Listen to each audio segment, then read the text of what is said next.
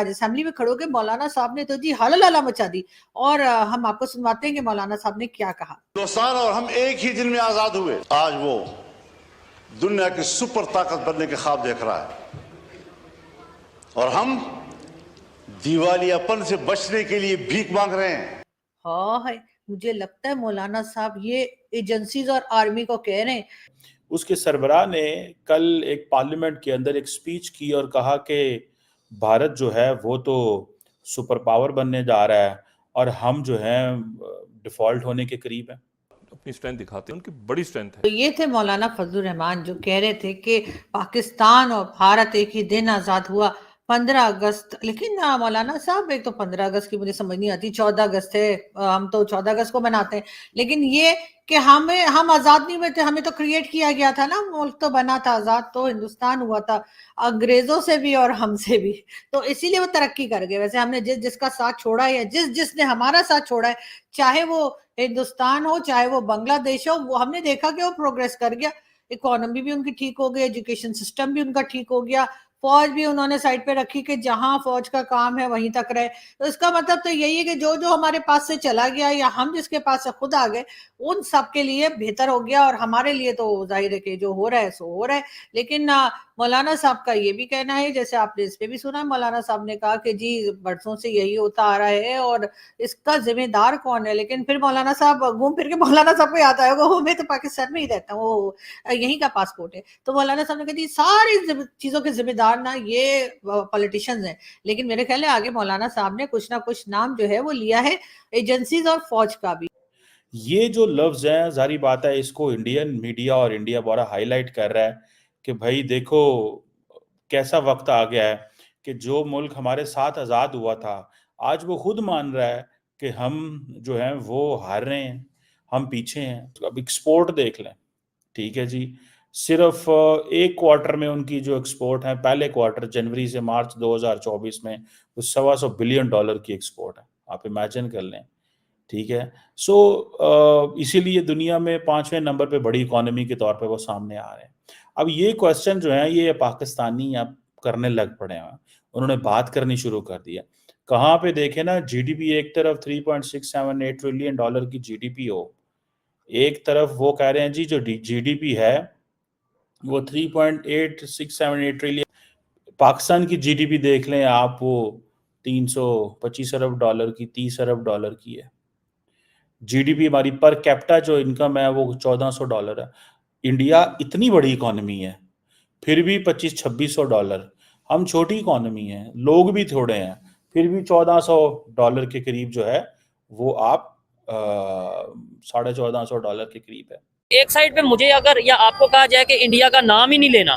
India کے بارے میں ڈسکشن ہی نہیں کرنی، انڈیا کی تعریف ہی نہیں کرنی، اور دوسری سائڈ پہ آپ ٹی وی لگائیں دیکھیں ہمارے نیشنل چینل پہ جی ہمارے پولیٹیشین کہہ رہے ہیں انڈیا سے سیکھ لو۔ ہندوستان اور ہم ایک ہی دن میں آزاد ہوئے، آج وہ دنیا کی سپر طاقت بننے کے خواب دیکھ رہا ہے، اور ہم دیوالیہ پن سے بچنے کے لیے بھیک مانگ رہے ہیں۔ ہم کہتے ہیں ہر بات میں انڈیا کو سپورٹ نہیں کرنا، انہوں نے بھی 1947 میں آزادی لیا، ہم نے بھی 1947 میں آزادی لیا۔ آپ آج دیکھ لیں مائکروسافٹ کا ہیڈ آفس ادھر لگا ہے، امیزون کا ہیڈ آفس ادھر لگا ہے، ایون کہ ٹیسلا جو ایلن مسک کی کمپنی ہے اس کا ہیڈ آفس ادھر لگا ہے، وہ اپنے لوگوں کے ایپل، گوگل، یہ سب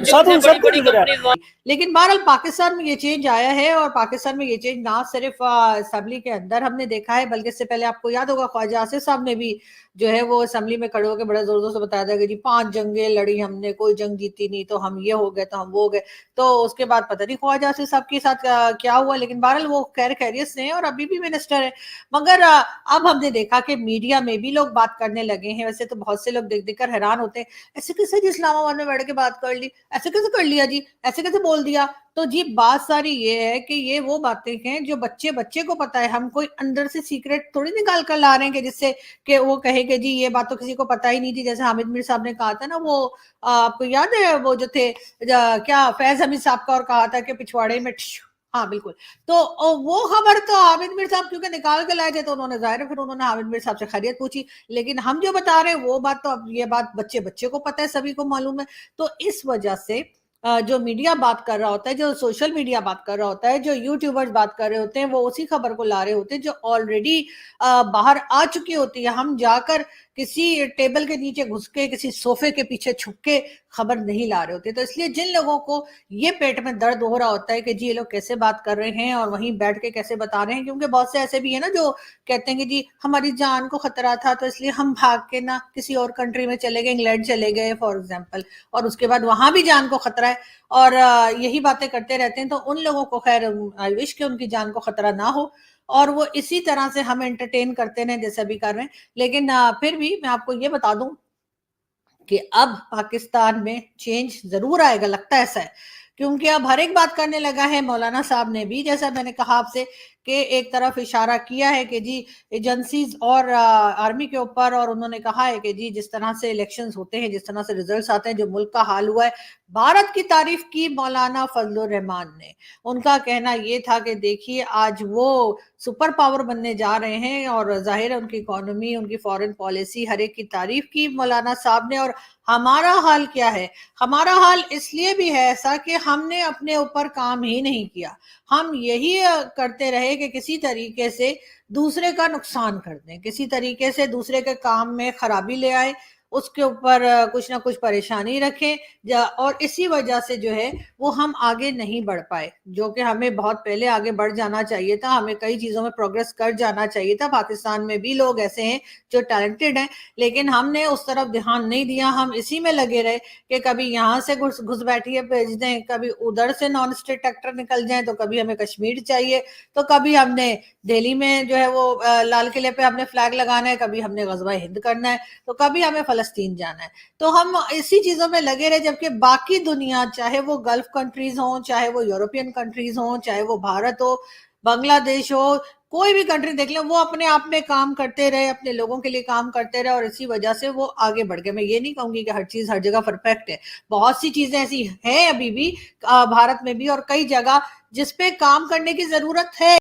पाकिस्तान के एक मेंबर ऑफ पार्लियामेंट जिनका नाम फजलुर रहमान है, उन्होंने ये स्टेटमेंट दी है कि भारत और पाकिस्तान एक साथ आज़ाद हुए, लेकिन उसके बावजूद 75 सालों के बाद अगर देखें